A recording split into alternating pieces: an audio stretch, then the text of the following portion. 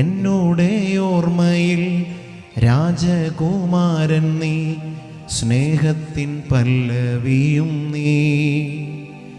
സഞ്ചരിച്ചിടുന്ന അരുളിക്കയാകാം ഞാൻ, ഈശോയ്ക്കായി ലോകം ചുറ്റാം ഞാൻ.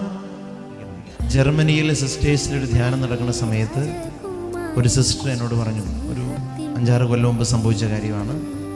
അച്ഛൻ, ഞാനിവിടെ ഒരു 30 കൊല്ലമായി ശുശ്രൂഷ ചെയ്യുന്നു. ഞാൻ ശുശ്രൂഷ ചെയ്യുന്ന ഈ സ്ഥലത്തുള്ള ആളുകൾക്കൊന്നും വിശ്വാസമില്ല. അതുകൊണ്ട് ഞാൻ ഈ തണുപ്പും ഈ കാലാവസ്ഥ എല്ലാം കൂടി എനിക്ക് ഇത്തിരി മടുപ്പായി. ഞാൻ ഇവിടെ നിന്ന് തിരിച്ചു പോകുന്നതിനെ പറ്റി ആലോചിക്കുകയാണെന്ന് പറഞ്ഞു.